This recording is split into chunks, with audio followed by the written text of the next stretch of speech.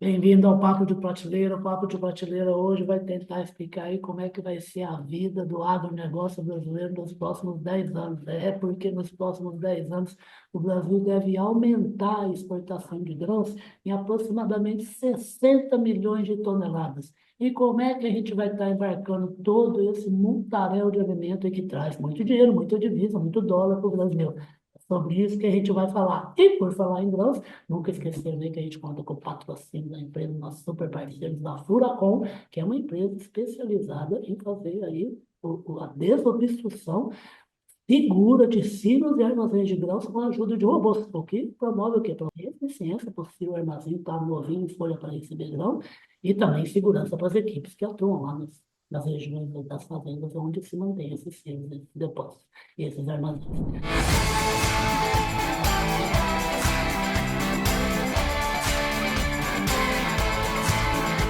E para falar a respeito aí dessa tarefa que a gente tem de deixar a nossa logística melhor, né? Se ela hoje realmente está entregando tanto no Brasil como para fora do Brasil, se ela está entregando bem, com bom preço e de maneira rápida, a gente chamou um cara que sabe desse assunto, ele é o Olivier Girard, ele que é o sócio-diretor da Macroinfra é uma empresa de consultoria que é especializado em estratégia, em infraestrutura e logística de transportes. Olivier, em primeiro lugar, bem-vindo para a Prateleira Altas. Bem-vindo, Ulisses, bem-vindo a todos. Obrigado aí pelo convite. Para a gente começar, só para a moçada saber um pouquinho, viu, Olivier, de você um pouco, o que um biólogo formado na Universidade de São Paulo, que depois fez administração de empresas, foi se meter com transporte e com logística? Olha, a história é longa, É. mas tentando encurtar, bom, primeiro, quando Aham. eu era criança, sempre adorava trenzinho elétrico. Não ia para um Ah, trenzinho para lá, trenzinho para cá, e assim é por legal diante. Isso sempre mesmo. foi paixão.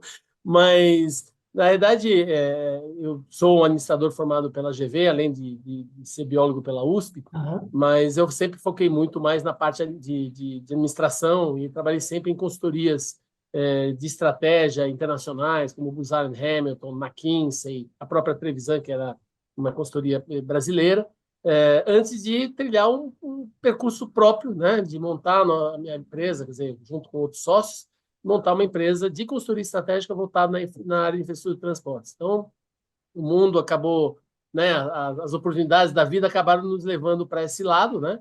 E temos já trabalhado nesse mundo de consultoria voltado para a infraestrutura desde 2003. Então, já tenho mais de 21 anos aí só focado nisso. Que maravilha. No material que o pessoal da sua assessoria mandou para mim, Olivier, chamou muita atenção uma pesquisa, um trabalho, um estudo feito pela Macro, Uhum. que fala que é meio uma espécie de um raio-x de como é que está a situação aí dos meios, ou os modais, como o pessoal fala, de transporte Uhum. no Brasil e que tem um desafio muito grande para melhorar, agilizar essas obras e também porque vem grão sem parar por aí nos próximos 10 anos. Como é que está esse raio-x? Qual é a nota aí que você dá para ele, para o Brasil? Então, nós temos, vamos olhar, vamos dividir, separar um pouquinho em dois tipos de Vamos infraestrutura lá. diferentes, né? Aham. A gente poderia falar assim, a estrutura de modais de transportes internos, né? Então, rodovias, ferrovias, hidrovias, né? Sobretudo, Aham. né? Que é o que mais afeta, digamos assim, o agronegócio. Dutovias é pouco, né? Tem muito pouco afetado, é mais o álcool, o etanol que entra nessa parte. Mas quando a gente está falando ali de ferrovias, rodovias, hidrovias, a gente está falando de um tipo de modal que no Brasil ainda é muito voltado para o sistema rodoviário, que é um sistema mais caro, é um sistema poluidor, é um sistema que complica a situação, que tira a competitividade do É agronegócio onde mais brasileiro. pode Tá? ter problema, né, Viver? Assim, por um lado, ele é muito importante, tá? Ele é muito importante. A gente nunca vai conseguir eliminar o sistema rodoviário. O rodoviário é muito importante. Agora, não faz muito sentido você, por exemplo, trazer algodão do Piauí, né, por rodovia sendo embarcado em Santos. Isso é um tipo de coisa, de aberrações que a gente tem muito frequente. Você trazer grãos de caminhão de Sinop até Santos, até Paranaguá, para ser embarcados. Então, isso é uma particularidade. Do outro lado, nós temos, como eu te falei, um segundo sistema, que é o sistema portuário, né? Que é um sistema que se desenvolveu muito nos últimos anos, mas que ainda vai precisar se desenvolver bastante. É. Como você mesmo indicou, as próprias projeções do mapa, né? E o mapa normalmente erra para baixo, porque normalmente o nosso agronegócio é muito mais promissor e muito mais atuante do que as projeções do mapa. Mas quando a gente pega as projeções do mapa e olha simplesmente estamos falando só de soja, milho, farelo e açúcar, tá? Os quatro principais produtos graneleiros assim de exportação da balança comercial brasileira, a gente percebeu que vai ter um aumento de quase 60 milhões de toneladas É muita de coisa. exportação, não é nem produção, tá? De exportação. Sim, Só de exportação, 60 milhões. De produção é até mais que isso. Mas 60 milhões a mais adicionais que vão ter que ser movimentados. E vão ter que ser movimentadas pelas mesmas rodovias, ferrovias e portos que nós temos hoje em dia. claro. Então, assim, é preciso um investimento muito grande nisso. Então, quando a gente olha em termos dos modais de transporte, eu não vou focar nas rodovias, porque as rodovias elas já estão sendo concessionadas, já estão normalmente em bom estado, tal. Claro que quanto mais para o interior você vai, pior elas vão ficando, né? Apesar que Mas tem outras normalmente vias também sendo feitas e concluídas lá na região norte, né? sim, sim, bastante. E algumas novas concessões interessantes, como, por exemplo, uma concessão que está começando a se falar bastante é a BR-364 lá, né? Em direção de Vilhena de Campo Novo dos Parecis, Sapezal A até região Porto Velho, por fantástica. exemplo, né?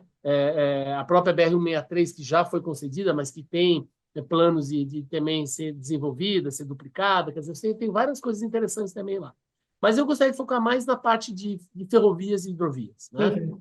Nós temos hoje em dia 4 ferrovias sendo construídas no Brasil, né, que são necessárias, são fomentadoras de competitividade para o Brasil, porque quando a gente, por exemplo, pega o estado do Mato Grosso, né, que é, digamos assim, a nossa joia da coroa em termos de produção, né, Que o pessoal brinca que não é um estado, né? É um país, né?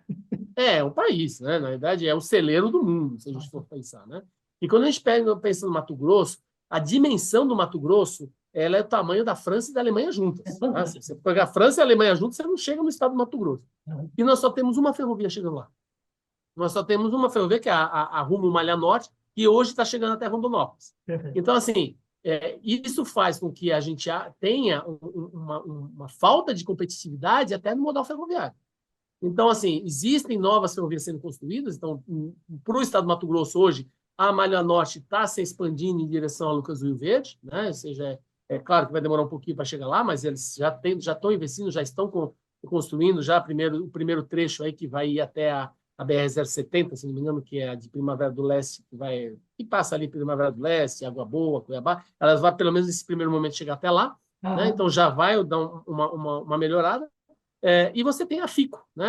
a Ferrovia de Integração Centro-Oeste, entre Mará Rosa e Água Boa, que também vai melhorar. Isso vai gerar competitividade.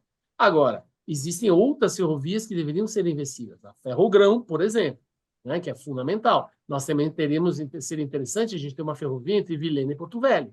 Também é um outro lugar onde seria interessante ter ferrovia para puxar cargas de vários lugares. Você tendo uma maior disponibilidade de ferrovias, você vai ter um aumento da competitividade, porque elas vão começar a competir entre elas. Hoje em dia, a Rumo só compete com um caminhão. Quem tiver o Ela não melhor compete com mais preço vai ninguém. levar a carga, né? E ela só compete com o caminhão e ela é muito mais barata que o caminhão, então ela ganha. Né? Mas ela não precisa baixar o preço lá embaixo. Ela põe o preço ali no Claro. limite da comparação com o caminhão. Então, isso é um benefício você trazer mais ferrovias. Nós também temos a FIOL sendo construída ali para trazer a carga ali do extremo oeste baiano em direção ao Porto de Ilhéus. Nós temos a Transnordestina, que finalmente voltou a ser construída ali e está avançando entre Eliseu Martins e Pecém. Ou seja, nós temos 4 grandes ferrovias sendo construídas e que precisam continuar sendo construídas. Mas não pode parar nisso. Essas rodovias são parcerias público-privada? É só empresa privada? Como é que é? Olha, nós temos um misto aí, por exemplo, Isso. a FICO, por exemplo, ela está Ah, sendo construída pela Vale, mas como contrapartida da renovação da concessão da Vitória Minas. Então, assim, é uma contrapartida. perfeito. Então, quando a Vale terminar de construir, ela vai dar para a União e a União vai fazer uma concessão dessa ferrovia. Tá? Perfeito. Já a Transnordestina, ela é um misto, porque tem fundos governamentais, tem fundos do Estado, né, do Estado, da União, né, envolvidos, né, através do BNDESPAR, através do acho que da FUNCEF, tem 2 ou 3 fundos ali acho que tem o do Fundo de Desenvolvimento do Nordeste também, que está incluído. Então, ela é um misto. A Rumo Malha Norte está sendo construída, ela é privada, né, 100% privada, sendo construída pela Rumo. E a FIOL também, ela começou muito como um público, né? Era a Valec que estava construindo. Depois disso, ela passou, ela foi concedida como chama, para a Bamin. Então, o primeiro trecho dela está sendo construído, está sendo terminado pela uma iniciativa privada, e o segundo trecho ainda está com o pessoal da Valec, que agora virou Infra SA. Então, está com o pessoal da Infra sendo construído.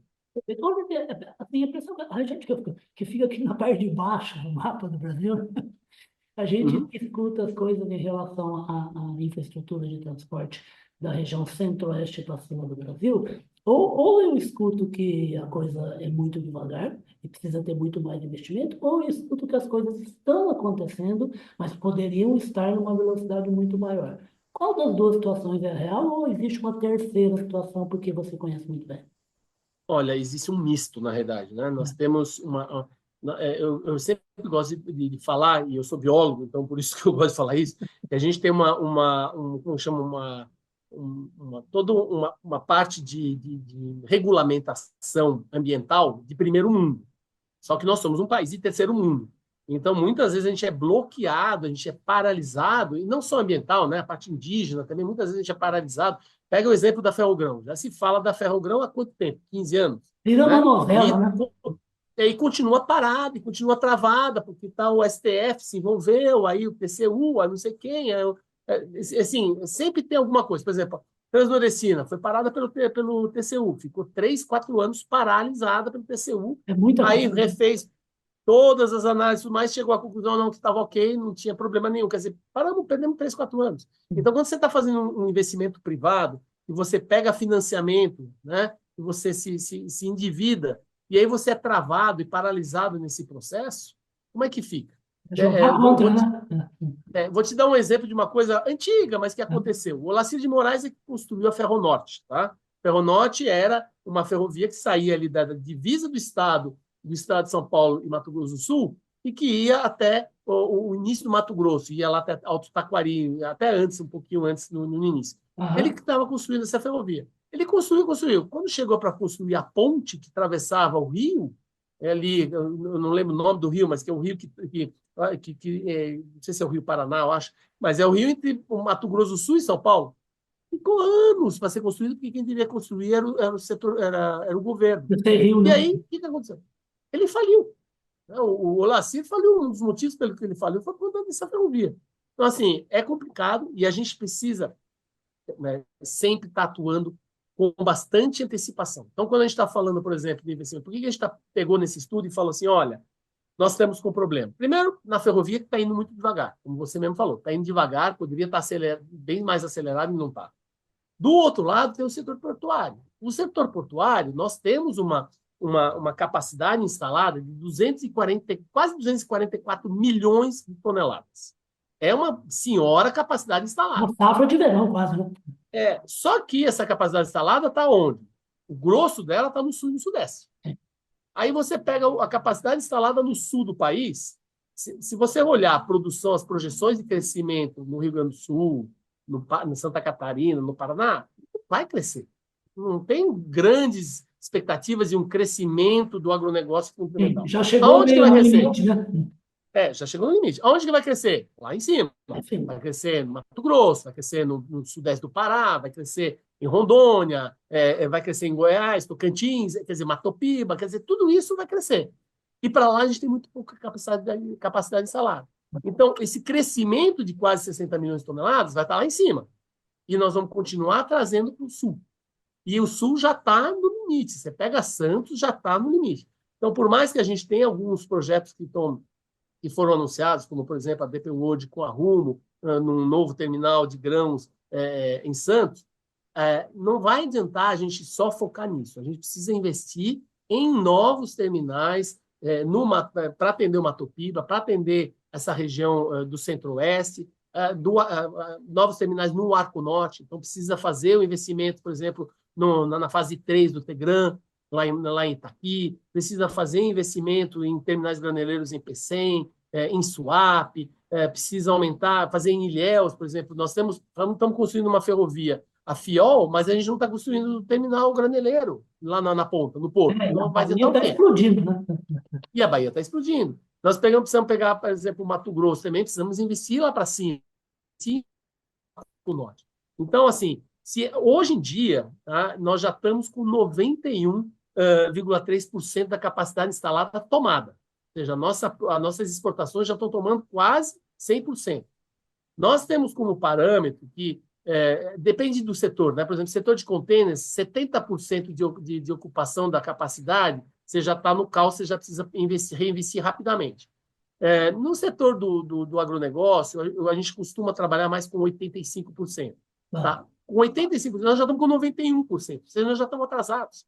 Tá? E se continuar do jeito que está o crescimento das exportações e a capacidade indo bem mais lentamente, em 2027 a gente já passa de 100%. Aí nós vamos ter problema. Aí o Aí a bicho gente não vai pega. ter, Não, e tem outra né? coisa, né? A Safra Conab acabou de divulgar mais uma etapa, né? A gente faz os levantamentos mensais, né?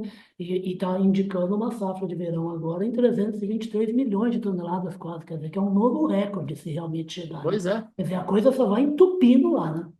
Só vai entupir. E aí, o que acaba acontecendo? Vai entupir os portos. Entupindo os portos, vai começar a entupir os terminais das tradings, né? E aí vai começar a Vem para entupir trás, na né? fazenda. Vai fazenda, vai começar a entupir na fazenda. E as fazendas brasileiras não estão preparadas para armazenar. Tá? Se você vai, por exemplo, no meio oeste americano, você vai ali para aqueles estados tipo Wyoming, Iowa, Pinturões lá, né? você chega lá, é um silo, né? A cada fazendinha, as fazendas são pequenas, normalmente elas têm 1 quilômetro, 2 quilômetros quadrados, e aí você chega lá e você tem uma bateria de silos. Você vai um pouquinho mais para frente e tem outra bateria de silos. Aqui no Brasil não tem. Aqui no Brasil, nós não estamos preparados. A gente não tem essas baterias de silos todas que seriam necessárias na fazenda, tá? Para já começar o processo de secagem, já e tudo mais. A gente não tem isso. E Então, manter a é qualidade do fundamental. grão, né? Exatamente. Então, assim, é fundamental a gente fazer esses investimentos. Começar pelos investimentos do porto. E como demora, na média, aí, 10 anos, 5 a Já é 10 uma anos, vai, coisa mas demorada, né?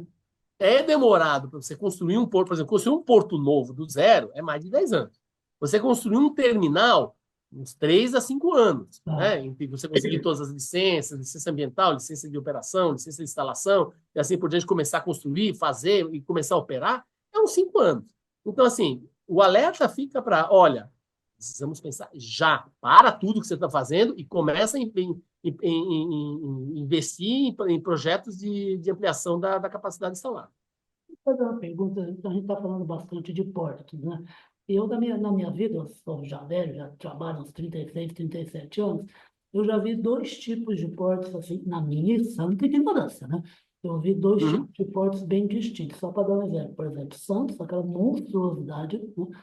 E aí relatos que eu vejo de matérias, tal, tudo mais, reportagens, fosse tratado, um porto público, aí tem ali servidor público, todas as encrencas, aquelas demandas, uhum. o público sempre complica as coisas, tudo, complica transporte, transbordo em navio, tudo mais. Eu já vi, por exemplo, um porto, se eu não me engano, em São Francisco, em Santa Catarina, pequeno, totalmente robotizado, que eu até fui perguntar para o camarada que administrava, assim, qual é a capacidade aqui? Ele falou assim, rapaz, não tenho ideia exatamente.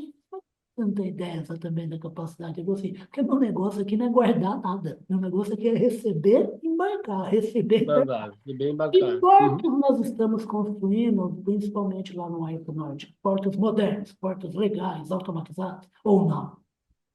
Sim, a tendência que a gente tem visto é justamente ter portos cada vez mais automatizados e mais engraçados. Agora, como você falou, a gente tem uma limitação, digamos assim, trabalhista, né? Quando você está num porto público, começa a ter a influência do órgão, né, que é o órgão gestor da mão de obra, que exige que você tenha uma certa quantidade Mínimo de funcionário para operar. de estivadores, isso, daquilo, e isso aumenta os custos. Então, normalmente, quando você está num TUP, né, num terminal de uso privativo, que é, na verdade, um porto privado, a tendência é você ser muito mais competitivo, você ser muito mais barato, né, e atrair cargas. Então, você pega, por exemplo, quando a gente olha o TUP Cotegipe lá em Salvador, né, que é ali perto de Aratu.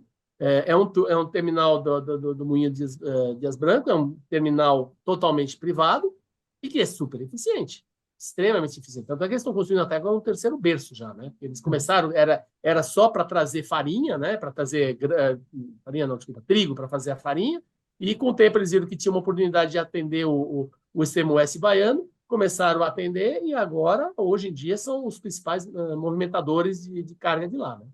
Até porque você está falando, tem sempre mania de ditado de lembrar de coisas, né? Estou me lembrando da frase que eu gostava muito, né? Do Roberto Campos, que inclusive é o avô do ex-presidente do Banco Central que acabou de sair, né? Que ele falava assim: Uhum. o empresário é um animal selvagem, ele não para, que é Aham. característica mesmo do empreendedor, né? E é muito necessário nos negócios modernos, né, Oliveira?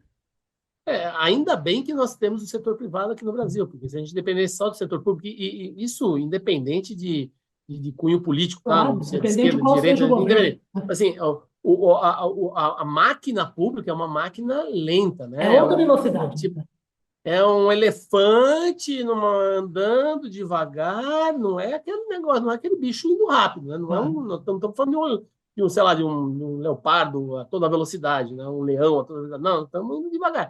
E aí, assim, para fazer esse bicho mexer, é complicado. E aí tem um monte de lados políticos envolvidos no questão de, olha, não, mas você precisa privilegiar aqui meu estado, aqui lá de Alagoas, que não sei o quê, ou meu estado do Amapá, Não e puxa para o lado. não obrigatoriamente é o que o Brasil precisa, Sim. né? Então, essa é a dinâmica do setor público. Então, quanto mais a gente conseguir deixar para o setor privado investir, fazer os investimentos e não atrapalhar, né? Eu acho que esse é o principal ponto. Quer dizer, se deixar o setor privado fazer o negócio, ele vai fazer bem feito e rápido. Basta você não atrapalhar, né? Exemplo, Ferrogrão, exemplo, Coisa Transnordestina, nova. exemplo, vários outros. Começou a querer a ter muita gente envolvida no processo, o negócio para. Isso me lembra, de novo, lembrando de coisa. Lá em Curitiba, década de 1990, eu fui entrar na fila do telefone fixo da Telepar. A, Opa! a estatal do estado do Paraná de telefonia, aí preenchi toda a ficha e perguntei para a moça qual era a previsão para eu receber a linha. Ela falou assim, aproximadamente 20 anos. 20 anos. É, é Tá de dar, bom, tá bom. é de dar risada, né? Porque E realmente custava uma fortuna, né? Custava uns $5.000, né? Era uma aí coisa. o pior de tudo, né? A gente é obrigado a ir no mercado negro, pagar em dólar, como eu fiz, eu preciso de um telefone. Vou comprar um telefone onde tem telefone, né? Já que eu não tenho É. lá da estatal. Olha, ó, gente, vocês perceberam que eu vou precisar chamar o Lelê um monte de vezes para a gente conversar, porque o assunto é maravilhoso, o assunto é fundamental no setor do agronegócio. Hoje, o agronegócio é responsável pela mais da metade da balança comercial do governo. Gente, isso não é brincadeira, nós estamos falando de dólar, nós estamos falando de quase 2 centenas de bilhões de dólares, e isso é importantíssimo para o Brasil. É importantíssimo que ele tenha divisa e que ele venda e ganhe cada vez mais mercados no exterior. Não é só transporte aqui dentro, não, porque isso é muito importante para a economia brasileira. A água é 1/4 do PIB, gente, do produto interno bruto brasileiro. Não dá para ficar perdendo tempo. Então, nós vamos trazer muito o Olivier para conversar, mas eu só queria terminar se você fazendo 2 comentários sobre 2 outros números que eu achei muito bacana do estudo da Macroinfra. Um, que é o número de projetos totais, né, porque você foi citando nome a nome, são realmente 17 projetos. E a outra coisa é assim, é sobre que até mesmo com problemas, como por exemplo questão de seca lá, em portos ali na logística, ali na bacia amazônica, houve um crescimento de quase 19% ou no ano passado ou em 2023, agora não me recordo direito. Bom, vamos por partes. A primeira parte, em termos de projetos, sim, esses são aqueles que a gente listou e tinha mais influência para o setor do agronegócio. Perfeito. Então, quer dizer que tem outros, Tem tá? mais E ainda. daí tem mais, mas não são obrigatoriamente voltados para o agronegócio. Mas esses que seriam de maior interesse para o agronegócio, a gente listou 14 ferrovias e mais 3 concessões de hidrovia. É outra coisa que é importante, porque a gente não falou muito de hidrovias, as Exato. hidrovias são fundamentais ali Na no Arco próxima, a Norte. gente fica devendo hidrovia. Tá bom, perfeito. Aí na próxima a gente fala um pouco disso aí. E já no que você falou sobre o Arco Norte, de fato o crescimento está indo para lá, né? Ou seja, as capacidades instaladas, então tem vários novos portos sendo construídos. Tem um porto, por exemplo, o Terminal Portuário Novo Remanso, ali em Itacoatiara, que é um terminal de grãos novinho em folha, que começou a operar, acho que em outubro de 2023, também já está operando. Nós tivemos recentemente a concessão, não foi renovação porque não ganharam, né? Então quem ganhou foi o Grupo Rocha, lá em Santana, né? Lá perto de Macapá, para um novo terminal de grãos ali, ampliar o terminal de grãos naquela região. Nós temos várias coisas que estão sendo construídas de novos terminais que precisam ser acelerados, né? E, de fato, existe, como a gente falou, tem 60 milhões de toneladas a mais aí que estão vindo. Chegando, né? Precisamos ter gente interessada em movimentar e colocar no barquinho, né? Exatamente. Gente, até porque o pessoal colocar no barquinho, não é uma questão de ser mais fácil, não, né? Mas foi produzido, foi investido dinheiro no campo, no solo, em planta, isso foi guardado, isso foi transportado. E no caso de grão, vai lá para ser vendido para um monte de país que precisa e compra demais, compra milho, compra soja. Gente, a gente já é o maior exportador de soja do mundo e nos tornamos recentemente o maior exportador de milho do mundo. Conseguimos uma façanha de passar os Estados Unidos, que é uma coisa simplesmente que ninguém acreditava há 20, 30 anos. Então, a gente precisa subir essas sugestões, eles não são sugestões, né? É a consultoria, né, do Olivier Girard. Queria agradecer muito a sua presença aqui. Por favor, ó, quantas vezes você puder voltar para falar desse assunto tão importante, é um prazer, foi uma delícia conversar contigo, conhecê-lo. Um prazer é o mesmo. Basta me convidar que eu estou aí. Estaria aí conversando com vocês. Vocês acompanharam aí essa conversa super gostosa e muito informativa de Olivier Girard, ele que é o sócio-diretor da Macro Infra, que é a empresa de consultoria especializada em estratégia de infraestrutura logística de transportes. E vocês acompanharam essa conversa e a gente está sempre aqui graças ao apoio lá da Furacom, falando em grão de novo. A Furacom é responsável aí, ó, pela desobstrução segura de silos e armazéns, que a gente tanto falou que precisa crescer o número de silos e armazéns nas fazendas brasileiras, mas o silo e armazém tem que estar capacitado, tem que estar limpinho, direitinho, descontaminado e sem nenhum tipo de bloqueio nele para ele poder cada vez receber mais grãos. E a Furacão faz esse serviço com auxílio de robôs que torna o serviço mais ágil e seguro para as equipes da fazenda. O Papo de Prateleira está em todos os espaços da sua plataforma do Revenda e a gente volta com mais conversas tão importantes aí como essa que a gente teve aqui com o Olivier sobre o agronegócio brasileiro e o futuro. O futuro já bateu há muito tempo na nossa porta, precisamos ter agilidade, tá bom, gente? Fui!